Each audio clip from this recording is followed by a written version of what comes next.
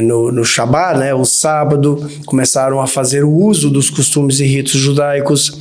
E Paulo, ele diz com muita franqueza: vocês começaram na fé, porque primeiro vocês ouviram o Evangelho, vocês creram no Messias baseado nas profecias do Antigo Testamento, mas vocês começaram na fé nele, porque entenderam que é basicamente pela fé que você tem nele, que você realmente crê e que você obtém a salvação por crer no sacrifício de Jesus, né?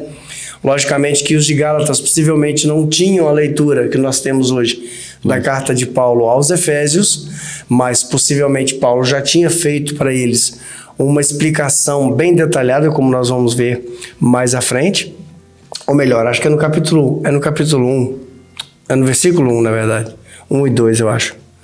Então, você percebe que Paulo tem uma sinceridade muito grande com eles. Vocês são sem juízo, vocês começaram na fé, no espírito, no amor pela palavra que foi pregada por vocês. E agora vocês querem retroceder aos ritos, né? Vocês querem retroceder às práticas mosaicas.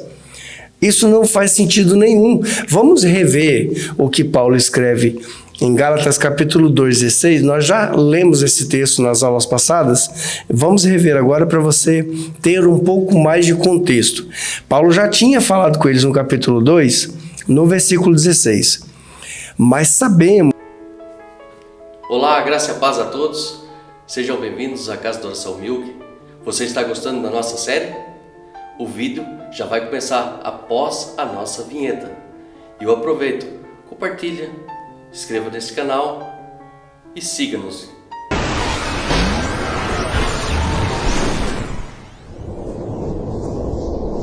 Graça e paz da sua vida, seja muito bem-vindo à Casa de Adoração, seja muito bem-vindo a mais um vídeo sobre o nosso estudo que nós estamos fazendo, estudo intitulado A Loucura dos Gálatas. Estamos continuando aqui na nossa aula número 13.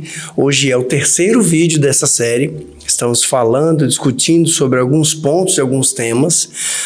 E eu quero que você acompanhe conosco, você que tem essa apostila, você que já faz parte dos nossos irmãos alunos que estão nos acompanhando, que você possa então abrir essa lição no ponto número 2 e nós vamos começar discutindo a respeito da loucura dos Gálatas. A graça e paz da sua vida. E como sempre estamos a falar, estamos aqui a estudar a palavra do Senhor. Então, vamos aprender mais e mais a palavra. Atento, link list, encomende a sua apostila, o seu PDF. É só contactar aí, entra no nosso link list, está aí embaixo. Peça a sua apostila para acompanhar a versão que você mais gosta, né, que você está mais adaptado. Talvez nós vamos aqui falar NTLH, essa versão é uma versão mais simples, né, Gil? Uma versão com a linguagem mais popular. Mais popular. Então vem conosco aí aprender mais e mais da palavra do Senhor. Eu sei que muitas vezes nós perdemos tempo em várias coisas e para aprender a palavra do Senhor nós ficamos cansados, né? Ficamos aí, não temos ânimos, mas eu convido você a fortalecer o seu espírito e possamos aprender mais e mais da palavra do Senhor, porque falsos mestres andam aí e temos que aprender a palavra do Senhor para abrir nossos olhos de muitas coisas que andam aí. Lá no século I, lá na igreja primitiva, Paulo começou a ensinar os Gálatas. E está acontecendo o mesmo agora, na atualidade, né? No século XXI. Então, vamos aprender a palavra do Senhor. É isso mesmo. Vamos começar então da seguinte forma. O ponto 2, ele diz assim: a obra de Cristo foi completa e perfeita. Ele pagou o preço por nós, derramou o seu sangue para nos livrar, para nos tornar justos. Não há o que acrescentar ao que ele fez. Isso seria diminuir o seu valor. Então, se você acompanha o que nós já temos falado, nós estamos falando aqui sobre Jesus. Tudo ronda, tudo está em torno Tudo, o evangelho todo, fala sobre Jesus. Porque é tudo sobre ele. O evangelho é sobre Jesus. Quando nós falamos a respeito da carta de Gálatas, eu já vi muitas pessoas que fazem a leitura do mesmo texto e conseguem, de uma forma inexplicável, ter outra interpretação. Se você acompanha os estudos que nós estamos fazendo, você sabe que nós estamos falando sobre Cristo. O Evangelho é sobre Jesus. Em Gálatas, capítulo 3, ele fala a respeito dessa visão que o apóstolo ele passa para os seus amados discípulos, seus colegas, seus amigos das igrejas, né, da província da Galácia. E ele faz uso de uma linguagem muito simples e é muito objetivo no que ele fala.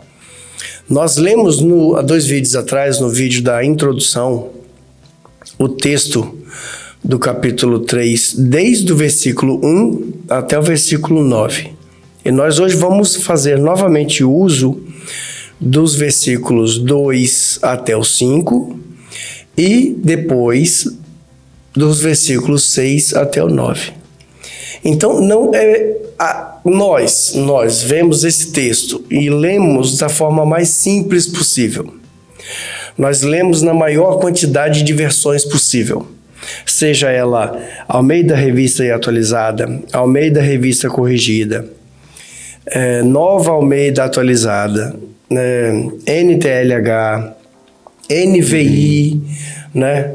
Eu particularmente gosto da versão fácil de ler. Também tem a nova versão, a Bíblia Viva em português, Bíblia Livre para Todos. Nós lemos em várias versões, certo? E eu já vi pessoas fazerem a leitura do mesmo texto e fazer um entendimento completamente diferente do que está escrito ali.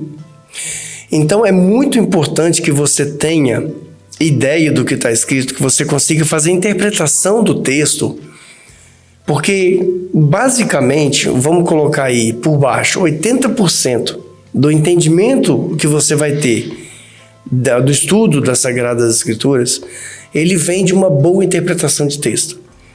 E depois que você leu, entendeu o texto, você vai começar a fazer uma exegese, uma leitura da parte, né, fazer utilizar da hermenêutica, utilizar da interpretação, da crítica, de todo o conjunto de ferramentas teológicas que vão ajudar você a extrair do texto a verdade mais próxima possível. Se você gosta de crítica textual, se você gosta de interpretação, você vai buscar o texto com a língua original, você vai buscar um léxico, um dicionário do grego para o português ou para o inglês, você vai tentar extrair do texto o máximo possível. Mas é porque nós já passamos tantas vezes nesses textos, nós já lemos tantas vezes esses textos, que fica muito evidente numa leitura simples, tá? Então, você que tem o hábito de usar uma versão e você se sente confortável com essa versão, pause o vídeo nesse momento e leia novamente. Você que tem a apostila, você pode ir na introdução, tá lá o texto. Eu acho que o texto que está na introdução da apostila, ele está na Almeida Revista Atualizada. Eu acabei de ler ele agora lá em casa, mas nós vamos ler aqui na versão NTLH.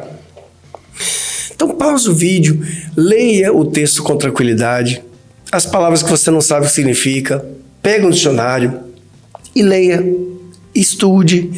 E quando você estiver completamente confortável com aquele texto, volte para o vídeo e nós vamos falar dele. O texto que nós vamos utilizar agora é Gálatas capítulo 3, do versículo 2, 3, 4 e 5. Aí está escrito assim: Paulo argumentou com a sua experiência, ou seja, Paulo relembrou aquilo que ele fez aos Gálatas na época que ele estava lá, né?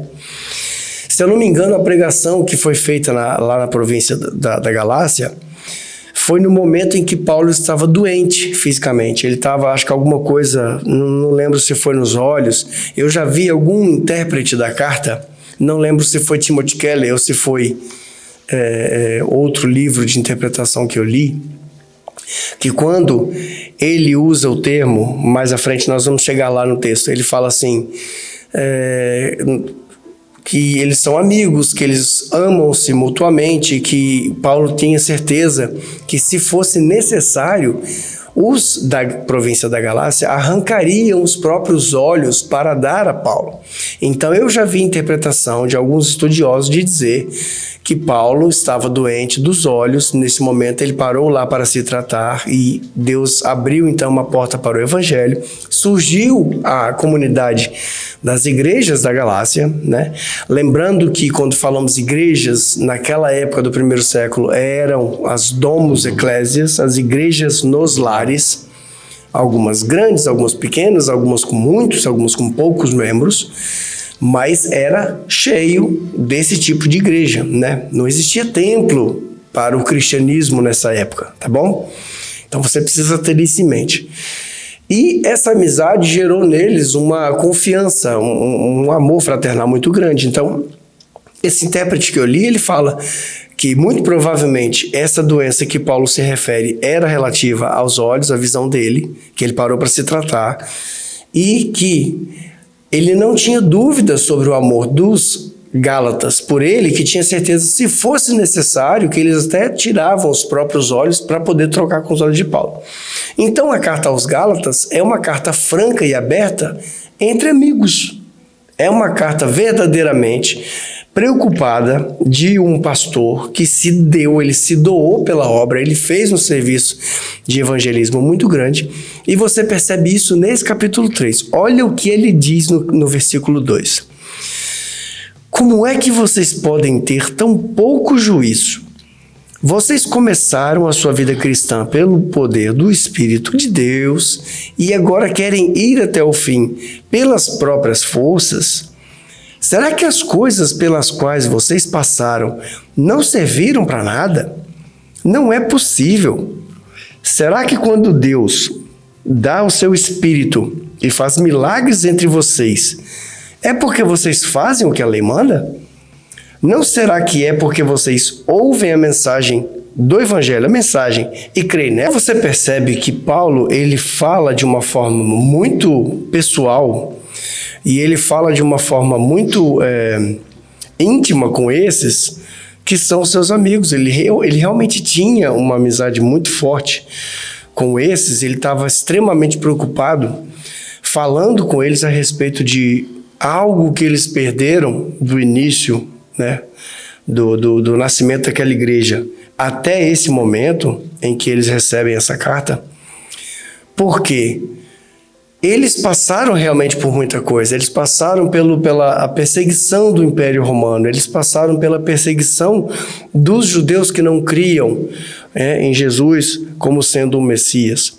É muito conhecido que Paulo, quando ele ia pregar, ele sempre chegava, se instalava próximo de uma sinagoga, e ele tentava expor para eles Jesus de forma a tentar conquistar os judeus e fazer com que eles enxergassem no Messias, no Jesus, o Cristo, o Messias que eles esperavam.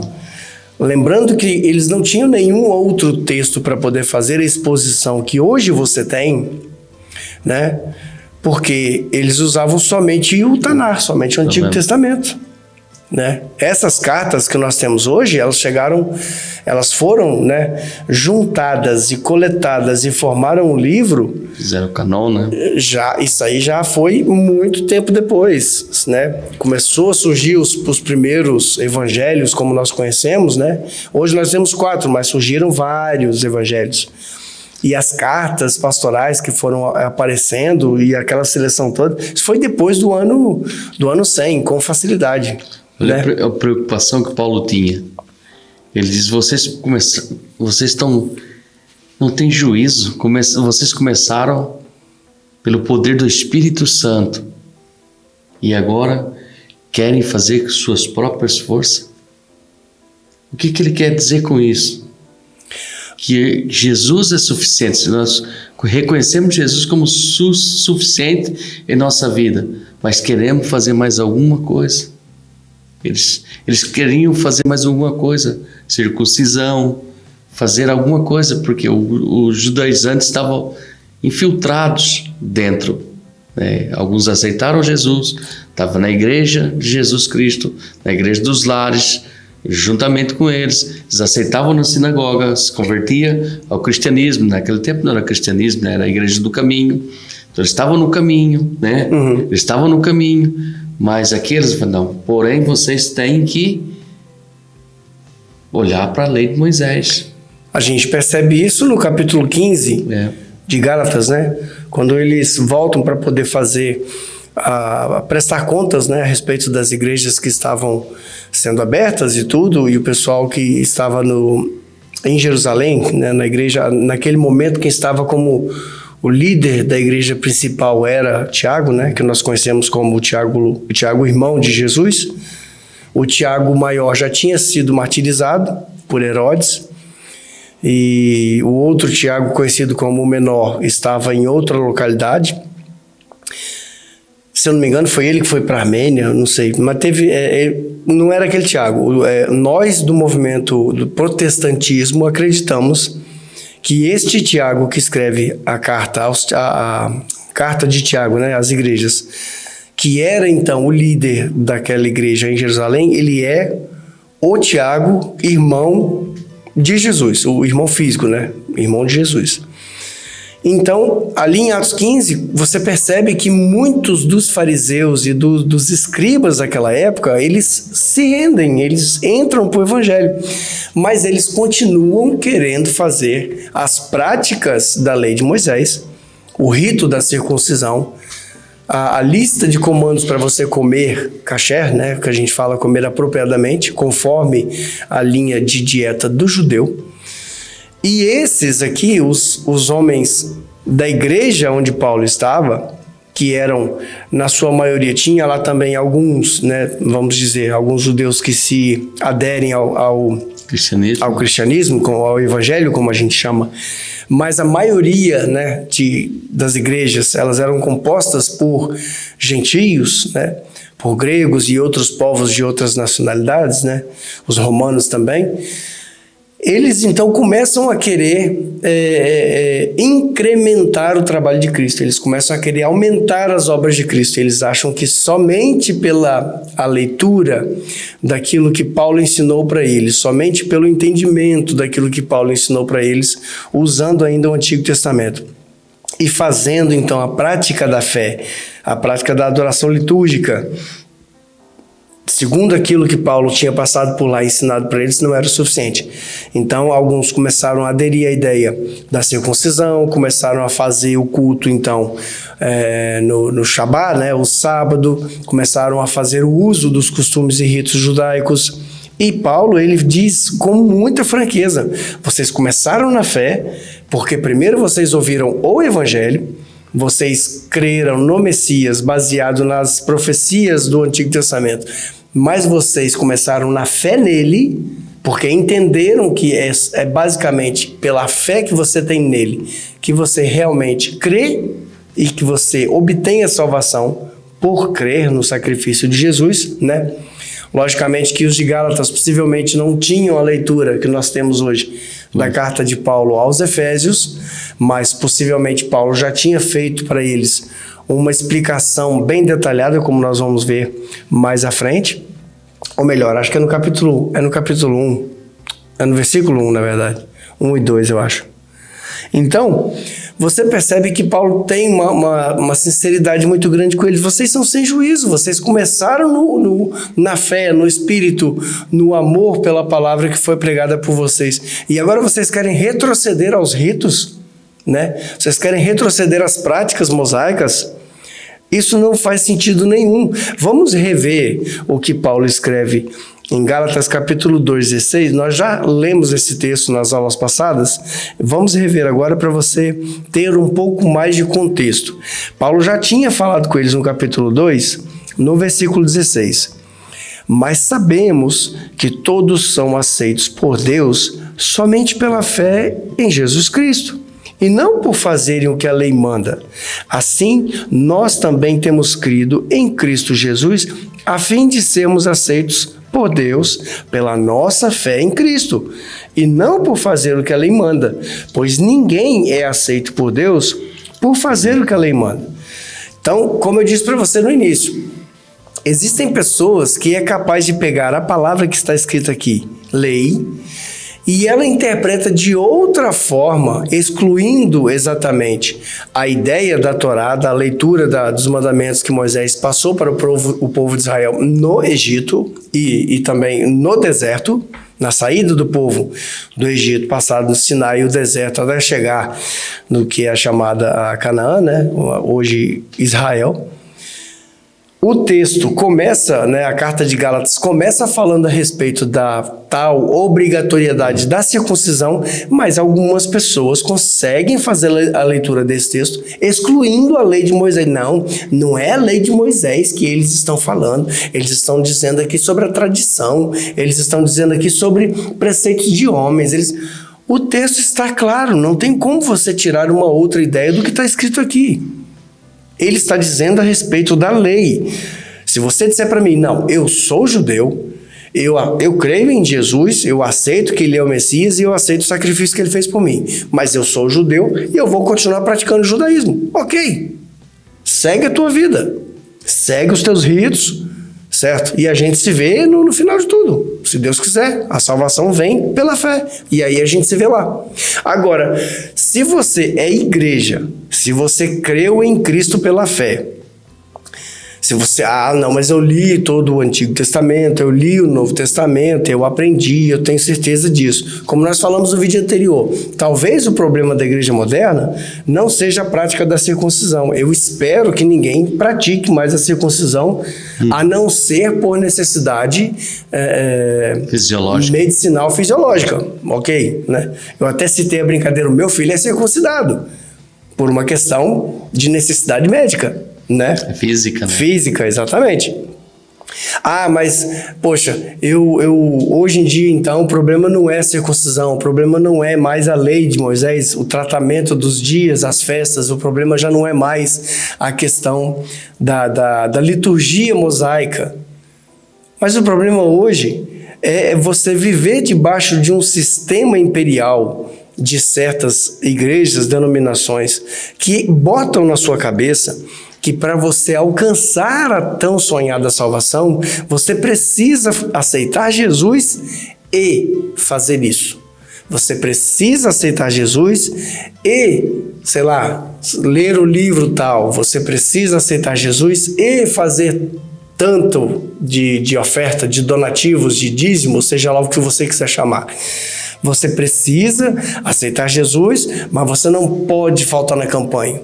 Você não pode ter barba, você não pode usar brinco, você não pode usar, né, a mulher não pode usar calça, você não pode fazer uma tatuagem, ou seja, é uma sobrecarga de lei. Pode não ser a lei de Moisés, como era no caso aqui dos irmãos que estavam na Galácia, não é a lei de Moisés então, hoje, no mundo de hoje, mas é o tanto de importunação que uma pessoa recebe quando ela abre a boca e fala que é crente. Eu sou crente. Mas a pessoa vai falar assim, mas então estão colocando o mundo na igreja. Irmãos, se eu aceitei Jesus e realmente estou convertido, esse corpo é templo do Espírito Santo. Né? Não sou eu mais que vivo, mas Cristo vive em mim. Então, se Ele está em mim, eu estou nele, estou enxertado nele, estou com Cristo. Eu sei onde ando, eu sei o que eu visto, eu sei o que eu faço, né? Não é por imposição de leis, é por Cristo.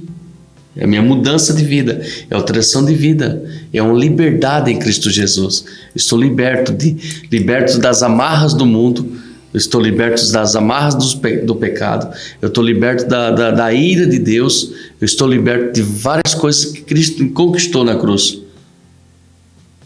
Mas depende de mim estar liberto de quê? Das amarras da instituição, do ser religioso. Porque está em mim. Nós temos a mentalidade caída, mentalidade de pecado. Então, quando eu olho para mim, Quando eu começo a olhar para mim, o que eu sou, que eu sou um mero pecador. Eu não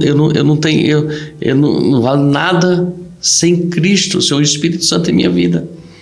Então eu não posso olhar para mim, eu tenho que olhar Cristo em mim, né? A partir do momento que nós olhamos Cristo em nós, quem eu sou em Cristo Jesus, a minha identidade, vamos usar a palavra crente, a minha identidade em Cristo Jesus, quem sou eu? Eu estou em Cristo. Eu tenho uma liberdade, irmãos, liberdade de amar o meu próximo, liberdade de fazer por amor, não por obrigação, não por lei, que ali é um rigor. Você tem que fazer isso, você tem que fazer aquilo. Aí você entra numa instituição, o que acontece? Você reconhece Jesus? Sim, reconheço Jesus como suficiente Salvador da minha vida, né? Amém? Sim, Senhor. Mas atenção, por aí você tem que buscar primeiro, agora, para ter um selo, você tem que buscar o Espírito Santo. Você tem que buscar o batismo do Espírito Santo. Senão você não tem um selo. E você não faz. Irmãos, o Espírito, a partir do momento que você reconheceu Jesus com sinceridade e Cristo mudou a minha vida, você tem o Espírito Santo na sua vida. E é o próprio apóstolo Paulo que fala, ninguém que tem o Espírito de Deus chama Jesus de maldito. Exato, você já tem. Porque eu sei que muitas pessoas anseiam, não, agora eu tenho que fazer um propósito para buscar os dons. Isso aí são dons distribuídos para a igreja, irmãos. São dons distribuídos para a igreja, dom de línguas, isso é um dom. Ah, mas é um selo. Se você não tiver o Espírito Santo, o batismo com o Espírito Santo, irmãos, aí sua vida não está 100%. Está ali em 60%. Você tem Jesus, mas não tem o selo. Não é isso? É o que dizem, né? Então, por que Paulo fala? Vocês estão buscando mais alguma coisa. Estão buscando mais alguma coisa. Não será que porque vocês ouviram a mensagem e não creram nela? Será que vocês não ouviram a mensagem que Cristo liberta? Verdadeiramente somos libertos de todas as amarras. Mas, irmão, você tem que quebrar a maldição. Ah, essa da maldição é terrível. Você tem que fazer algo mais. O que é algo mais? Você tem que fazer uma quebra de maldição, né? Irmãos, respeito você que pensa assim, amém, é uma democracia, mas eu estou aqui diante da palavra. A palavra diz para mim que Jesus levou toda a minha maldição na cruz. Toda a maldição, não é isso? É. Toda a maldição. Eu não preciso mais fazer alguma coisa, mas eu tenho que fazer um descarrego de quebra de maldição dos meus bisavós, irmãos. E o que eu acho interessante é que tem uns que fazem a quebra de maldição toda quinta-feira, ou toda sexta-feira. Toda semana tem que fazer maldição. As pessoas, elas vivem num transtorno tão sério que dá medo. Às vezes você está no ambiente de trabalho e sempre tem um engraçadinho, sempre tem alguém que fala alguma coisa e você fala assim, misericórdia, Deus me livre, e sabe? Já é um laço, né? Meu Deus, parece até que você acha que você vai viver no mundo, na sua mentalidade, uma coisa sacrossanta, retirada do peso. Você não pode falar nada, você não pode respirar, você não pode rir, sabe? Você não pode esboçar uma fraternidade porque não faz sentido. Agora, não faz o menor sentido isso. Agora para pensar. Eu sei que você é um ser racional, inteligente. Para pensar. Há algo sobre o globo terrestre ou o universo que seja, o cosmo todo, maior que o nosso Deus? Para pensar. Só para pensar. Ah, mas a hierarquia do mundo espiritual. Irmãos, você está guardado em Cristo Jesus. Eu não estou falando para você fazer alguma coisa, né, como muitas pessoas fazem, quando, né, até foi falado isso numa ministração, o diabo coloca Jesus no alto e fala, lança daí que Deus dará a ordem aos teus anjos, né? Cita o Salmo 91, dá a ordem a teu favor e não vai deixar vocês se cair. E o que Jesus diz? Não tentará o Senhor teu Deus, não é isso? Diz a palavra. Então não vamos tentar, não vamos falar, não, eu sou agora, estou em Cristo Jesus, vou desafiar os diabos, vou desafiar tudo. Não, ninguém está falando para você fazer isso. é permanecer em Cristo Jesus. Você está guardado em Cristo Jesus. Você está blindado em Cristo Jesus. Maior que está em sua vida, na minha vida, o que está no mundo. Mas nós temos medo, achamos que o diabo ainda pode fazer uma artimanha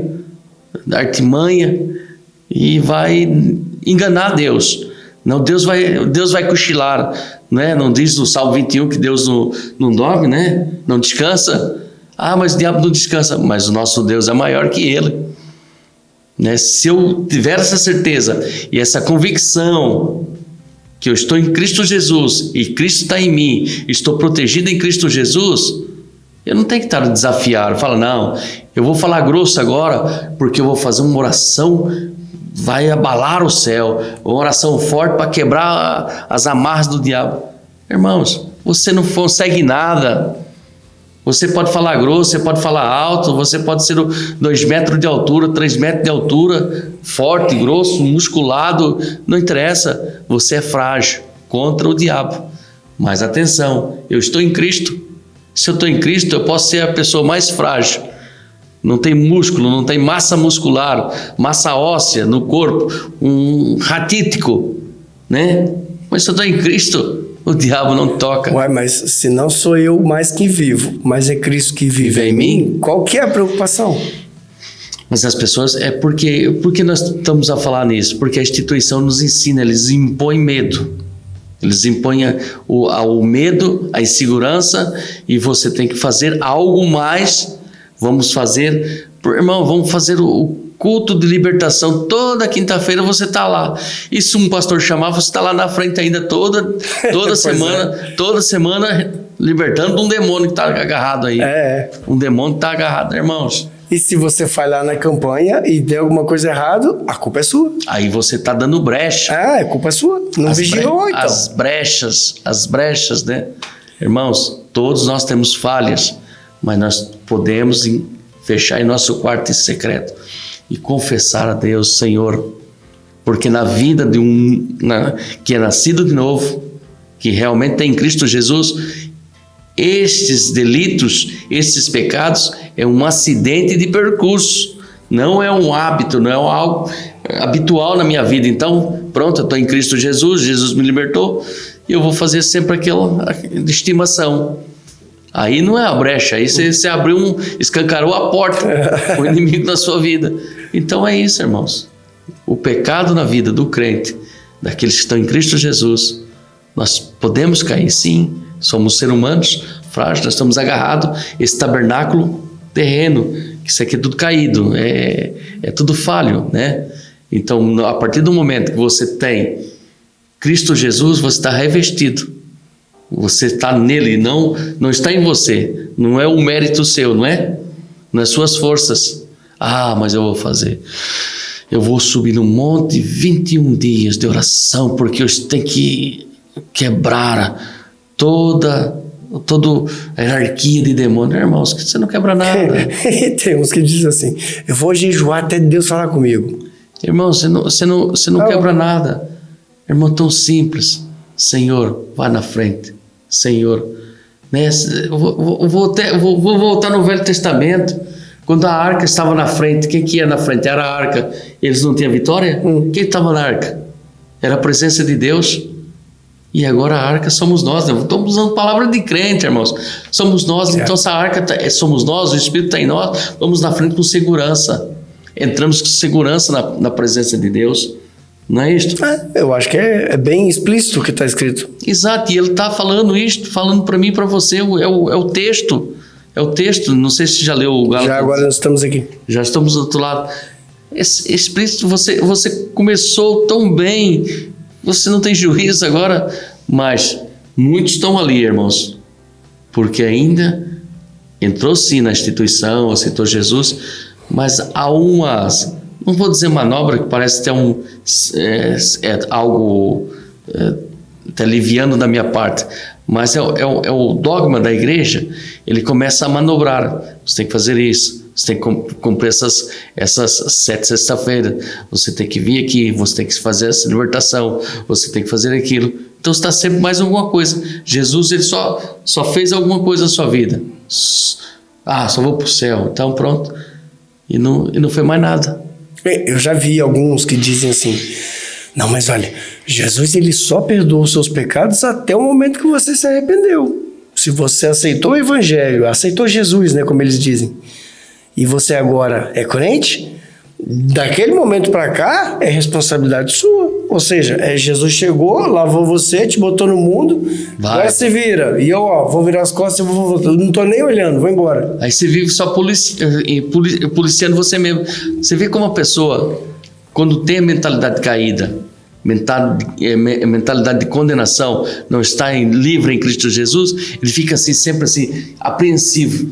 Será que eu fiz mal? E meu Deus, será que Deus está olhando para mim? Será que o diabo está ali à espreita? E agora, está sempre com medo, irmãos. É assim Adão. Adão, quando pecou, ele começou a se esconder. É normal. Adão, quando peca, ele já começa a ficar envergonhado, se esconder de Deus, com medo. É essa mentalidade que vem, é a mentalidade de queda. Realmente essa mentalidade de queda da nossa vida vem nos acompanhando. Mas aí, a partir do momento que Jesus abre, recebo no meu coração, eu estou nele, né? O Mefibosete, a insegurança de Mefibosete, mas o que Davi fez? Fez sentar na mesa, né? A insegurança daqueles que estão com medo, é isto, é o crente, é medo, é deficiente, eu sou deficiente porque eu sou pecador, sou deficiente, mas Davi não olhou, olha simbolizando Cristo, o perdão de Cristo. Olha só como o Velho Testamento é uma sombra levando até Cristo, mostrando para mim e para você o perdão por amor a Jonas, né? Um compromisso por amor ao Filho, Deus por amor ao Filho, Jesus Cristo, que fez uma aliança, como Jonas fez aliança com Davi. É simbolismo, né? É sombra. Traz o Filho e traz a mesa do rei.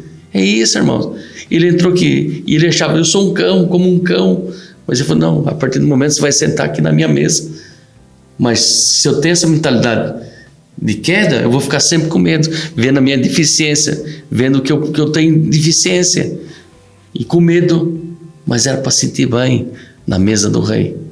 Jesus fala, vem, você agora é meu filho, né? Agora você não é estrangeiro, nem forasteiro, não é isso que diz a palavra, mas é filho.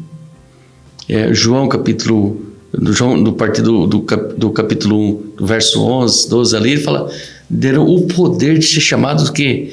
Filhos de Deus. E como filho é protegido, guardado. Mas nós não entendemos isso, irmãos. Ficamos com medo.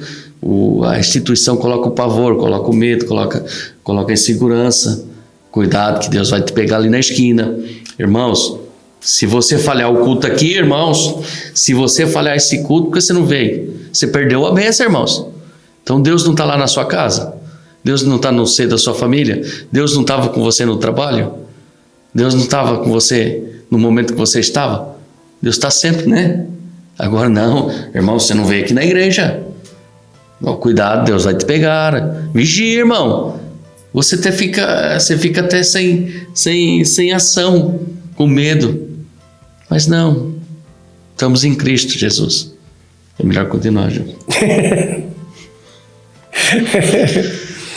Depois nós vamos para o capítulo 3, versículo 6 até o 9. E aqui está dizendo, nós ainda estamos na versão NTLH. Lembre-se do que as Escrituras Sagradas dizem a respeito de Abraão. Ele creu em Deus e por isso Deus o aceitou. Portanto, vocês devem saber que os verdadeiros descendentes de Abraão são os que têm a fé. Antes que isso acontecesse, as Escrituras viram que Deus ia aceitar os não-judeus por meio da fé. Por isso, antes de chegar o tempo, elas anunciaram a boa notícia a Abraão, dizendo, por meio de você, Deus abençoará todos os povos. Abraão creu e foi abençoado. Portanto, todos os que creem são abençoados como ele foi. Você pode perceber isso também? Tem uma outra leitura, se eu não me engano, está em, acho que é Abacuque, que fala, o justo viverá pela fé. E se o justo vive pela fé, estamos falando agora de os não-judeus, aqueles que não têm uma série de ritos e doutrinas, né, para poder executar, aqueles que têm a fé genuína em Deus e, no nosso caso, aqueles que colocam a fé em Cristo, no seu sacrifício, no mérito dele, em tudo que ele fez por nós somos tão abençoados como Abraão foi. Por quê? Porque Abraão creu em Deus e isso bastou.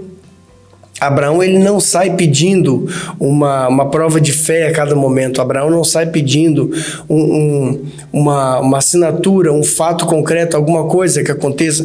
Por acaso, no texto que nós vamos ler daqui a pouco, em Gênesis 15, 6, é aquela vez que Abraão pergunta para Deus de uma forma sincera, dizendo: como é que eu poderei ser realmente abençoado e eu poderei ser o dono de tanta coisa, essa terra que você está dizendo para mim que vai me dar, e eu vou herdar toda essa terra, sendo que nem um filho eu tenho.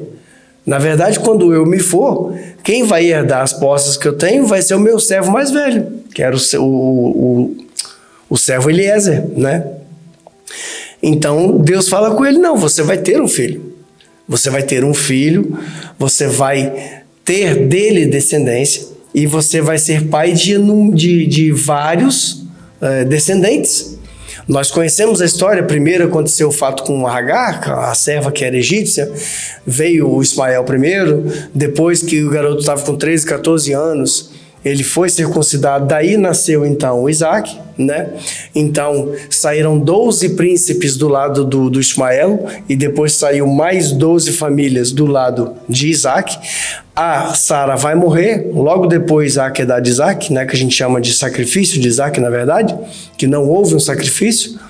Então, depois desse momento, com quase 137 anos, mais ou menos isso, 137, Sara morre com 127 e Abraão com 137 anos, ele volta e se casa com uma outra mulher, né, Queturá.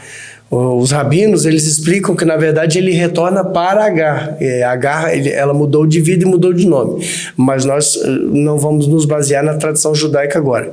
Então, quer dizer, tecnicamente, Abraão volta para uma outra mulher, uma mulher chamada Queturá, e com ela ele teve mais uns 7 filhos. Então, só que nós sabemos, ele é descendente dos 12 príncipes que saiu do Ismael, o primeiro filho, segundo a carne. O primogênito da aliança, o Isaac, também vai nascer 12 patriarcas, dos quais vão formar, chamados então as tribos de Israel, que quando sai do Egito futuramente, forma o Estado de Israel. Depois ele vai ter mais outros filhos, nos quais tem lá Midian, que é um povo conhecido, né? E tem outros filhos, outros povos que são fortes e são conhecidos do povo de Israel, inclusive quando eles saem da própria do exílio lá na terra do Egito, eles passam por meio desses povos, né, que são descendentes de Abraão. Ou seja, a questão toda veio pela fé.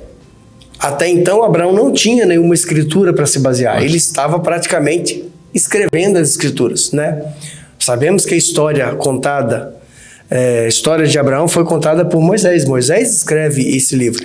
Mas isso são histórias e tradições que são acumuladas e depois isso tudo vira, na verdade, o rolo da Torá. Agora, não existia, então, um compêndio de regras, de leis e mandamentos que fazia com que Abraão, ele precisasse seguir isso de acordo com o que estava escrito. Ele seguia o que já havia sido passado para Adão, né? Que é o mandamento de crescer, multiplicar, frutificar, ter muitos filhos. Ele, depois, é dado para ele um mandamento próprio, né? Que é o mandamento do pacto da aliança, né? O Brit Milá, como a gente chama em hebraico, que é a circuncisão. E ele, então, começa a se basear nessas regras e mandamentos e origens que ele tem para gerar um povo, para gerar descendência. Mas nós estamos após essa descendência, nós já estamos aqui no Filho de Deus que nasceu segundo a carne dentro do povo de Israel, da tribo de Judá. Então tudo passa desde lá de trás até chegar no Cristo, o Filho de Deus. Neste momento, todo aquele que crê em Jesus, ele passa a ser fiado por essa palavra. Ele passa agora a ser fiado, justificado por essa palavra, por essa justiça que ele teve. Então, quando você observa que o justo vive pela fé, né? E ele fala com os seus amigos, os Gálatas, aqui a respeito disso, eles estavam sendo bombardeados por várias fontes, várias frentes diferentes, né? Os judeus de um lado, os judaizantes do outro, aquelas pessoas que saíram do judaísmo e agora estão no evangelho, mas ainda guardam os resquícios daquela antiga tradição, que ainda querem prestar a homenagem àquelas ordenanças que eles ainda faziam. De outro lado, você tem as regras e filosofias gregas, todo o ensinamento helenista que fala a respeito da privação do corpo sensorial para que a pessoa consiga ser espiritualizada. Você tem os epicúreos também, que acreditavam que você conseguiria se aproximar do divino, tendo muito prazer e vivendo a vida conforme você conseguiria. Dois extremos diferentes. Você tem aí também o que poderia ser qualquer dia, né? Mas futuramente no século II, depois de Cristo, que vai ser chamado do gnosticismo. São sérias seitas e uma série de mandamentos e doutrinas que falam a respeito de adoração angelical, falam a respeito de você obter o conhecimento baseado no seu esforço próprio. E hoje em dia o que você mais vê nas igrejas são de verdade os crentes que esperam viver de mérito. É porque eu fiz, é porque eu estudei, é porque eu orei, eu consegui fazer, eu fiz 21 dias de jejum, isso aqui que você está vendo tem que pagar o preço, porque eu. Isso é tudo egoísmo, isso é tudo meritocracia. O Evangelho não fala de meritocracia humana, o Evangelho fala de mérito de Cristo. Porque nós aceitamos o Evangelho baseado nos feitos de Cristo. A nova informação, a nova notícia, a novidade de vida que o Evangelho traz para nós é que nós não estamos mais negativos no saldo da balança, nós já não estamos mais devedores, né? Então, como nós falamos aqui, eles não tinham os textos de Romanos, de Efésios ou de Colossenses, por exemplo, que diz que todo o meu pecado, a minha lista de débito foi cravada na cruz do madeiro por Cristo naquela hora da morte. Eles ainda não tinham esses livros para poder ler, essas cartas do Evangelho. Mas de certeza que o apóstolo Paulo já tinha feito esses ensinamentos e eles já tinham visto, como nós lemos aqui na introdução, Paulo dizer, pela minha pregação, de uma certa forma, vocês viram Cristo crucificado. E é isso que importa. Porque um já pagou por todo o crime, um já pagou por todo o pecado. E nós agora estamos livres, certo? Nós vamos parar por aqui neste momento, porque os outros vídeos vão dar mais ênfase nesse assunto e nós vamos até voltar em alguns textos para que você possa ligar uma coisa com a outra. Mas o que deve ficar na sua cabeça da aula de hoje é exatamente o que ele fala aqui, no versículo 3. Ele vai dizer aqui: como é que vocês podem ter tão pouco juízo? Vocês começaram uma vida cristã pelo poder do Espírito de Deus e agora querem ir até o fim pelas suas próprias forças? Então você percebe realmente que não é pelos nossos méritos, não é pela nossa força, pela nossa maneira de executar alguma coisa. É tudo baseado em Cristo. E hoje nós vamos ficar por aqui e na próxima aula a gente vai se aprofundar mais nesse tema. Amém. Então vejo você no próximo vídeo. Eu sei que você está aguçado, querendo conhecer mais para tirar essas traves, né? Eu sei que, né? E o que você pode fazer é lançar este vídeo, compartilhar no grupo de amigos, no Instagram, no WhatsApp. Espalha, irmãos. É para aparecer aqui? Não. É o Evangelho que tem que aparecer. É isso? E compartilha.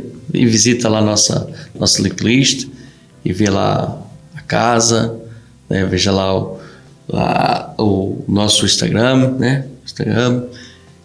O YouTube. Deus abençoe a sua vida. Te vejo no próximo vídeo, em nome de Jesus. Até a próxima, se Deus quiser. Amém.